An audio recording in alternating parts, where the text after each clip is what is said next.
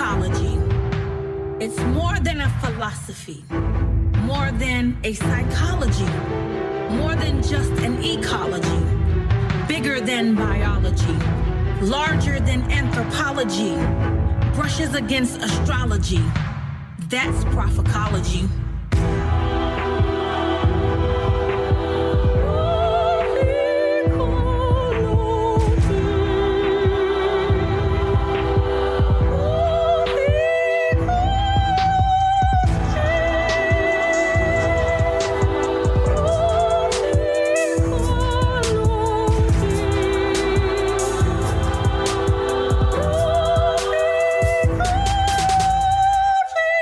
Praise the Lord. This is Master Prophet Ibrahim Jordan for another edition of our podcast. We have a special guest today, Jonathan. And this is a person that's a part of our business coaching. And I'm excited about interviewing her. I'm going to tell you what happened. I knew she was into what she was into. But then when I looked at a podcast, I was like, my mouth hit the floor. I says, I got to get you into the Christian community. Not that it wasn't Christian, but inside this community to bring about a degree of awareness about the work that you're doing. So let's read her bio. Angelina Cortez. She is a spectacular model, actress, spokesperson, mother, service-disabled Army veteran, and entrepreneur. Not too many people have such a diverse and extensive resume as Pets2Go, inventor and CEO Angelina Cortez. Angelina's colorful and rich history includes stints as a reporter for My WSE-TV's The 411 in Travel and starring in an episode of Under the Dome on CBS. Before jump-starting her acting and modeling career, however, Angelina enlisted in the U.S. Army, where she served for 2 years. After leaving the Army, Angelina was bitten by the entrepreneurial bug. The savvy businesswoman founded and created Pets2Go International, Inc., a pet product and services company with a true passion for pets on the go.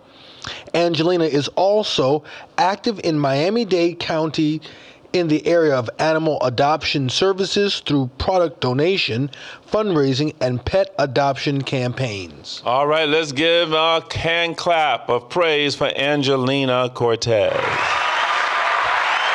How are you doing, Angelina? Excellent, Grandmaster Prophet. Thank you for having me today. Listen, it is excited to have you. Okay, now listen, you have such a big life. So we're going to see how much we can get into this. I want to first ask you, how did the whole Army thing start to unfold for you? I mean, what got you into the Army? Well, I was growing up in New York, and my mom and dad didn't want me to have that type of background, right? They didn't want me to have to grow up there and kind of take on the norm of New York City. Mm-hmm. So my mom said, I'm going to get you out of here. So my mom joined the Army at 33, and she traveled around the world, and I did one tour with her in Germany, and I realized I didn't want to go to college. What was the point of college, right? I'm trying to get out of high school. That was to join the Army and to travel and to get to see the world and make a paycheck. So that's how I got into the U.S. Army. Oh, my goodness. How many different countries have you been in, if I may ask? Probably about 6, the last time I counted. All right. Great. And then you went from the Army. I don't know if I want to ask you first about, I'm going to ask you about the acting. What had you get into acting? I mean, like Army, acting? How did you get into acting? Well, acting was after a whole lot of other things, right? So let me just fast forward to living in New Orleans for several years, for about 7 years. And while I was there, I realized this place isn't really for me. My house flooded pre-Katrina, and I had a collection agency there. And I hated that job. I'm like, I do not want to own a business where I'm chasing money. That's just not for me. Wow. And so my house flooded shortly thereafter. And I heard the Lord tell me while I stood in the water, move to Atlanta and go to church. I was like, okay. And so I did. And when I got here, I did not connect with the people that I would come to Atlanta and party with, which were a lot of big name people in the music industry, etc. But I came here and got really quiet. And the Lord connected me with Mason Betha. So once I moved to Atlanta, I connected with Mason Betha, who's a pastor, once was a rapper. And I'm like, Lord, what am I doing in Atlanta? And connected with a friend who said, you should come over to this acting class. And I did. And from there, I started booking lead roles right from the jump. So Booking, hold on, you just started out booking lead roles? Yeah, that's kind of how it works for me. Wow, Jonathan, that sounds almost like your miracle story. I mean, Literally. You know, Jonathan started out, he got a prophetic word, and he literally told to go into modeling. He knew nothing about it. Tell her what happened. I was sitting in a meeting with Master Prophet, and he said, Jonathan, you're going to be modeling. And I said, oh, yes, okay, Bishop, but didn't think any more about it because I don't model, and I have never modeled before. And within a week's time, I was shooting and in a magazine and in an editorial. Spoke to the gentleman today. He texted me today randomly to say, are you just doing ministry now? I said, what are you talking about? He said, well, I've seen you doing ministry. I don't know if you do any more modeling. I said, would you stop? He said, well, I have a shoot for you. I said, well, all right. That's what you need to say. You don't have to ask them. I'm still modeling. I'm here on the word of the prophet. And then all of a sudden, you ended up in Times Square. Times Square. I mean, everywhere. It's just been unbelievable. So, Angelina, you started booking lead roles. What was your most challenging role? You know, I think most challenging was my most recent role where I played opposite of Isaiah Washington, the great Isaiah Washington, who's been doing this forever. So I got a call. Let's give that a hand of some respect.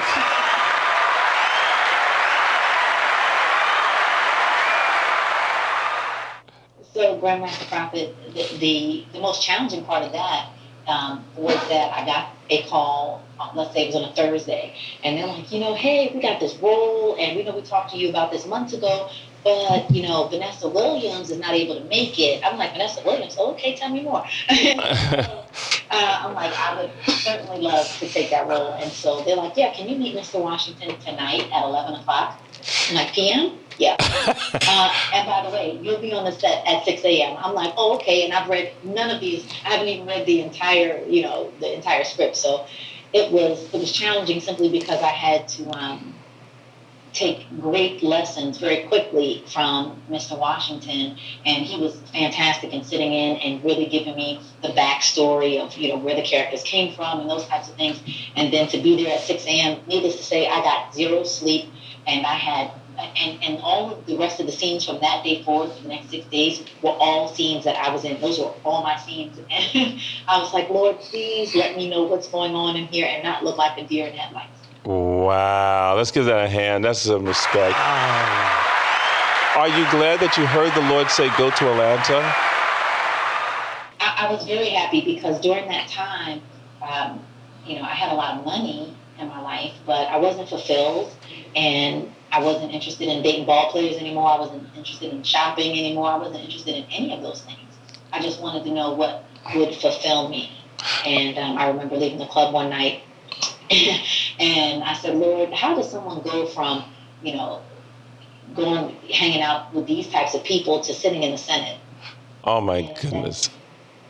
And I'm driving, going home, thinking about this at 3 a.m. So. Wow. And so here you are, you have a life, God has allowed you to have such a life that you said, you got tired of dating ball players, and some people wish they could get a date. That's a blessing. That's a blessing in disguise. Jonathan, is that a blessing in disguise? I mean, it is a huge one. And when that time comes to an end, it comes to, you don't want that kind of, It's like you're done with that. You close that chapter of that book. You say, I don't want to look at another. Please, I want just a mechanic. That's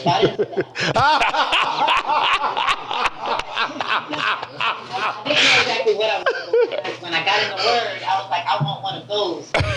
with integrity, and then we can work on the rest. Let's give that some respect. Now, so she's also a mother, and well, maybe I better separate. So you're a mother. You have how many children? I have two. I have a 25-year-old son who is a pilot in the U.S. Army. Whoa! Wait! Now you know about this one. Okay, wait a minute. What you had your son at 2? I mean, how's that even possible? A 25-year-old son. Master Prophet, you're the one who was on this stand. Yeah, when I go places, they were carding me at Dave & Buster's. Okay, so me too. I just turned 46. I feel fantastic. But I had my son at 20. I think I was 21 when I had him. Wow. And I have a 10-year-old. So surprise. Wow. Let's give that some respect. Wow. So here you are, a mother, and this is where. But she's not just a mother to humans. The pets are her people as well. The pets are our people as well. I'm telling you, this is where we're the Pets2Go. So go ahead. This here story is about to unfold. She needs a spot on the Animal Channel. So tell us, how did you get into Pets2Go? Fasten your seatbelt, Saints. Yes, please do. I grew up in New York, in Queens, and my great-grandmother, Beryl King, who had come from Cuba in 1922, we had 16 cats, right? So all of them didn't live in the house. Many of them lived outside, and they would come in and give birth, and my job was to clean the cat box. So she's like, you rip the newspaper like this, and you put a little bit of kitty litter like that, and you feed the babies with bottles like this, and you clean your eyes with cotton swabs, and I just love animals. I have a love for God's creation. And as I got older, I didn't know all of the horrors that are really going on. People say, I don't want this dog anymore because he chewed this, or he ate that, or he chewed on this. And then they take them to the shelter. Someone will get them. No, they're going to kill them. Okay? Let's be honest and call it what it is. They don't put them to sleep. They gas them. They give them needles full of poison, and they die. And I didn't like that. Wow. Bluntly as I could put it, these nice little clean shelters that look all sanitized on the outside are doing wickedness on the inside. And I remember when I first was introduced to that in 2007, and I don't know why I was on YouTube just watching video after video of them putting kittens and puppies into deep freezers and hooking that up to a truck and killing them. And even if they weren't dead, they would just gas them again. I just couldn't live like that. And I said, for all of the love on the inside of me, and I know I'm a powerful person because I know who my God is, and I know who resides on the inside. If I say that I love the Lord, how can I stand in this earth and look my children in the face, knowing that these horrors exist and do nothing about it? Wow. And so my pet products came about because I would travel with my cats, and I would sneak them in the hotels. And you're almost like Oprah. That's the stuff. Oprah had her door, and it said, "There's no animals here." She said, "There's no animals here. There's only people here." Full person. Yeah, and I was like, I remember the first time hearing that, and I'm saying, and it says, "No, we don't know." It says, "There's only people here," and that was about maybe 15 to 20 years ago. Has hotels become more friendly, Angelina, or is it still a ways that we have to go in society? We still have a ways to go in Europe. They've always been pet friendly. It's just their way of life. But here in the States, corporations run this country. So we do know that unless they can find a way to monetize something, they're like, nah, we'll pass. But in August 5th of 2015, the FAA made it mandatory that every airport in the country that does at least 5,000 round-trip flights has to have an animal relief station on every concourse. So that's 849 new pet bathrooms.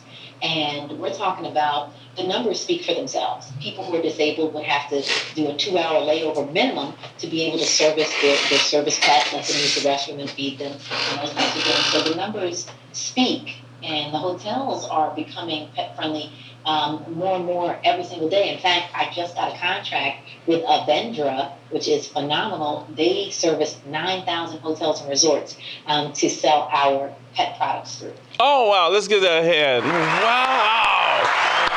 I don't know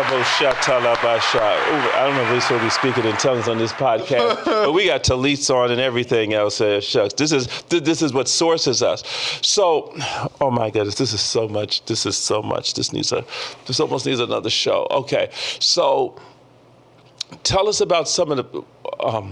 I don't know if I want to go into tell us about some of the pet products you got, because when she first talked to Naomi just bonded so together. Like, I wasn't getting in that conversation, so I just saw myself out of it. Because once they start talking about pets, right. I mean, that is like a whole. Listen, animals. I mean, I remember Whoopi when the situation happened. Michael Vick. I believe it was Michael Vick. And Whoopi was like making a thing about like, African Americans and dogs, you're going into civil rights. She was like trying to make it like dogs in relationship to our culture and community versus, oh my God, they almost took a beating on that show. You do not mess with certain groups of people and their dog. I'm telling you right now, I lived in a neighborhood where they treated the animals better than the humans on the block. I believe it. They have a love for the animals. So, for the pets. So what are some of the products that you have, and why did you feel as those products was necessary? Well, that's a great question. Thank you, Master Prophet. My whole product when I started out with the disposable litter box. Why? Because I was traveling with my cats and they needed a place to poop.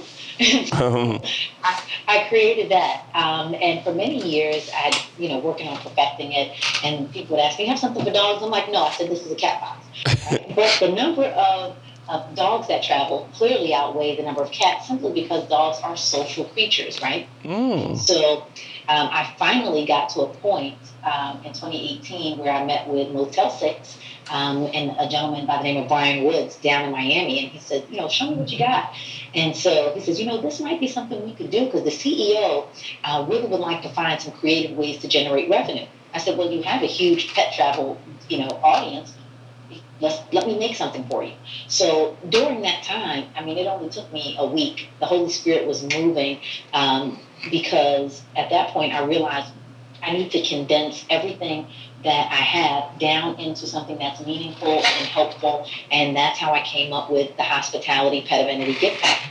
And it's comprised of a cute souvenir box that we can decorate in innumerable ways. But on the inside, there are pee pads, there are poop bags, and really nice dispensers, so that can clip to the leash with the hotel's logo on it.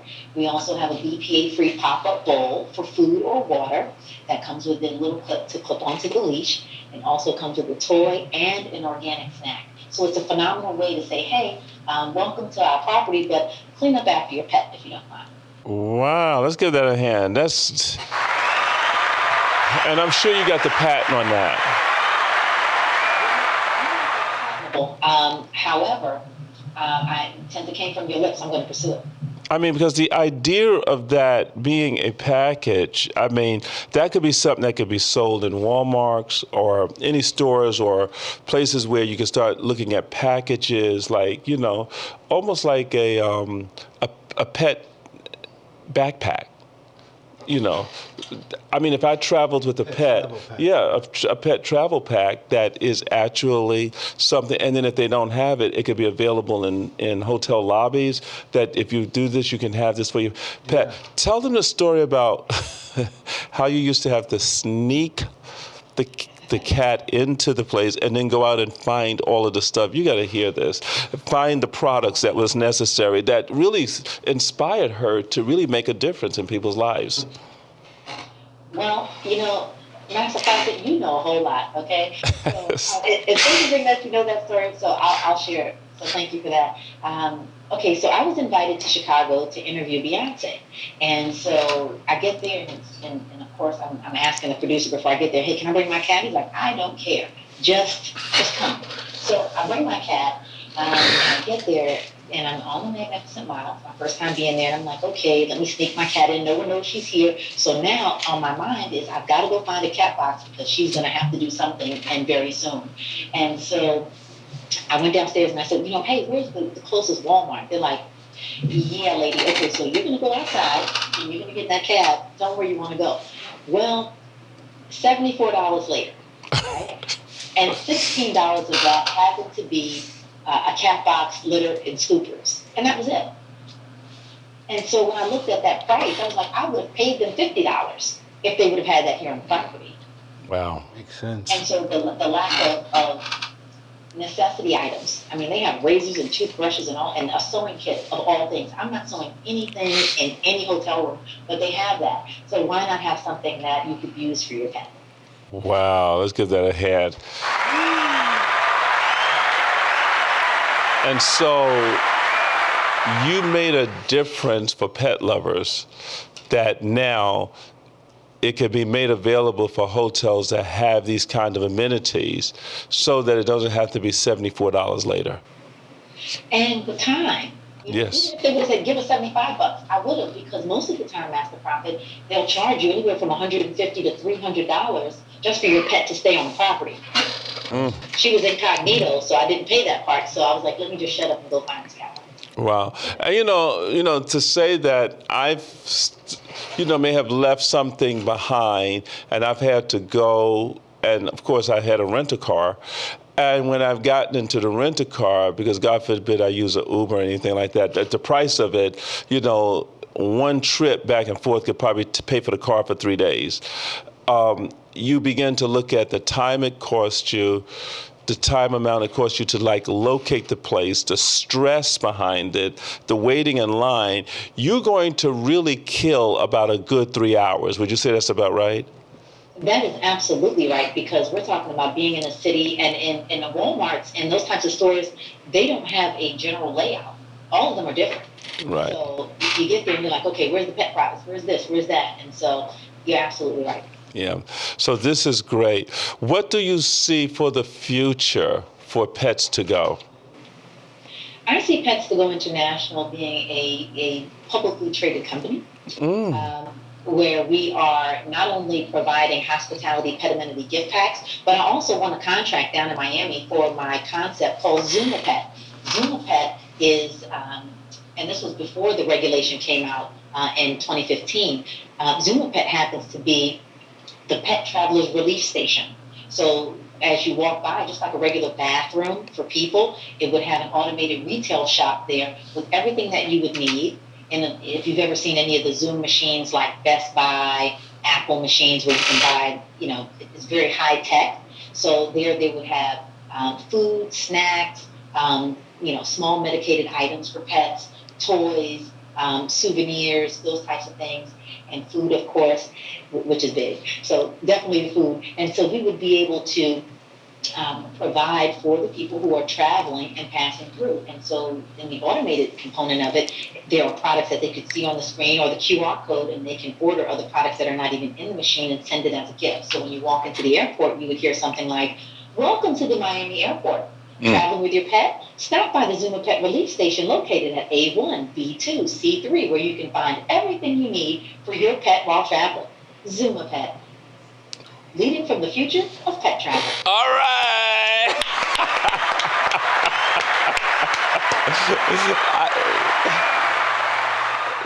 She must have a lot of Gemini in her somewhere. She's like, all Sagittarius, all Sagittarius. Well, my son is a Gemini, so maybe so. But you know what? My daughter's in. Sagittarius is the exact opposite of Gemini. It's like the next octave of Gemini, because it's about thinking, it's like expansiveness. And oh wow, this is so great. Well, before we let you go, I know you're part of the coaching program. What has been some of your takeaways about being a part of the Master Prophet coaching program? Master Prophet, let me say this. When I heard that come off of your lips, I was like, I'm in there. And I'm in there. And I knew that was the Lord, because it helped me to better understand how to think and how to utilize the gift of prophecy and my level of faith to really see that vision come to pass and see it from the future, because I've always realized that I could see things that other people couldn't see well in advance. We're talking about Pets2Go being conceived May 16, 2003. Wow. And that was the date that I wrote all this stuff down, and I still have that original notebook. And so when I think about what the coaching program does for me, it helps me 360, as not just as the business owner, but as a mother, as a wife, as a prophetess, and how to serve and how to utilize my skill sets and to see beyond. And I mean, I've always been a risk taker, so I never had a 401k, because I'm like, no, give me my money now, because I can use it now for these prototypes and these types of things. And the Master Prophet, that class has just been life-changing, because it's helped me to really focus in on the things that I just kind of overlooked in the pursuit of get the business done. So Yeah. thank you for that. You're welcome. And the next leg of your journey with all the coaches, which y'all don't know, is that the first part is, it's like anything else. It's the rigor, of, they get a lot of reading, a lot of things they can write, how they feel about certain things. And then all of the parts will start to come together around about by June. And then there's going to probably be a chart that they're going to get of their life, work, and mission. They're going to see how everything fits in, and then they're going to begin to activate that manifestation. So I'm really excited to hear about your journey, and I'm glad for this podcast. And I can see you are building a future, and not only being just a stand for pets, but I can see where you see clearly in your mind's eye that you would have it so where pets would be able to come to the house of the Lord and worship with the saints. Master Prophet, I had a little dog named Teddy. He was a Yorkie. And I told him, and my ex-boyfriend gave me this dog. I said, look, if you don't like me, just tell me. Don't give me a dog, okay? Because I'm not walking him. I'm not picking up little Tootsie Rolls. I just don't have time for that. And so this little dog changed my life. So I would tell him, I said, okay, sit. And he would sit. And I said, okay, lay down. And he would lay down. And I said, okay, now praise the Lord.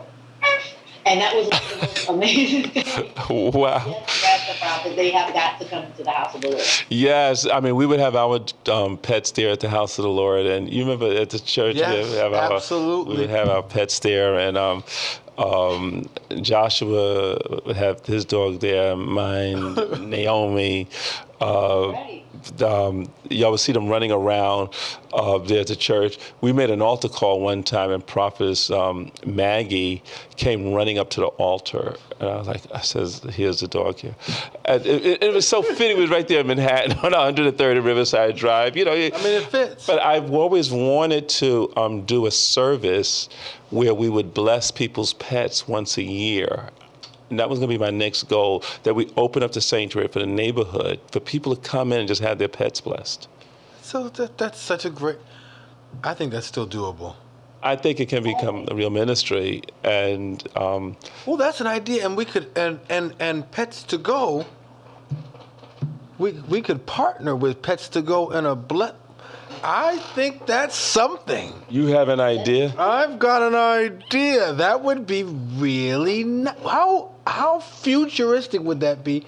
A blessing of the pets with Pets2Go. Oh, yeah. Do it. Yeah, we can do it. And right there, they get the catalog, so it can be an ongoing Absolutely. an All the ongoing products support and thing. services And I think that eventually what I would like to do is probably get the prophetic order for those that's going to be veterinarians, because we do have a couple of people here interested in becoming veterinarians and doing things with pets, that we can begin to do the prophetic pet whisperers Yes. Why that can not? discern the mood of the pet. Because I remember it was Prophet Josh, I think it was Prophet Manasseh one day, was prophesying to a woman, and he says, there's something about your dog. Your dog's been a little depressed, and it says, a little down. It's been acting a little different. Says, yes, there's a person that you broke up with, and he named the time that they broke up with. And says, yeah. Says they're depressed about the breakup. because there was a loss in their life. And they would have never thought, said, oh my goodness, really? You mean to tell me my dog was bonding with Johnny like that? Wow. And I kind of walked them through what to do with the pet to kind of help move them out of that moment. What do you think about stuff like that, Prophetess Angelina? Master Prophet, it is absolutely a truth what you're saying, because my cats love my husband, and in fact, animals have emotions. When you see how a dog would feel when their friend got hit by a car, they would literally stand in the street, and I've seen that. Wow. For instance, I saw two dogs, and not only have I seen that on video, but I've seen it in person, where two dogs were just running, and by the time I saw it, one of them had already been hit, and the other one was right there in the street, just standing over him mourning. And, wow. And this happens with deers, it happens with bears, cats, dogs, cattle. I mean, animals have emotions. God has given them, they laugh too, right? They have real, genuine ways of speaking to our heart, and not in the language that we speak, but in the language of love. Woo! This is a whole nother show. I'm telling you right now, this is a whole nother show. The prophetic whisperers, the prophetic pet whisperers. This is another world. This is another world. Well, thank you so much. How can people get in touch with you? How can they follow you? Well, I am actually on Instagram. I'm big on LinkedIn. LinkedIn is a wonderful way to connect with me there. I'm there as Angelina M. Cortez. You can find me on Instagram, Pets2Go International, and of course, my personal page, Angelina M. Cortez. And of course, our website, www.pets2go.pet. That's www.pets2go.pet. All right, so I want you to follow Angelina Cortez. We're going to be dropping this information in. Thank you again for taking this interview. She did this at the last minute. I only gave her like a few minutes. She was out and about. She said, if you give me, I says, please don't tell my wife. My wife's going to kill me because she told me about, don't be asking women at the last minute about going public, Bishop. And I says, please forgive me. I pray my wife does not find out about this, that I asked you at the last minute.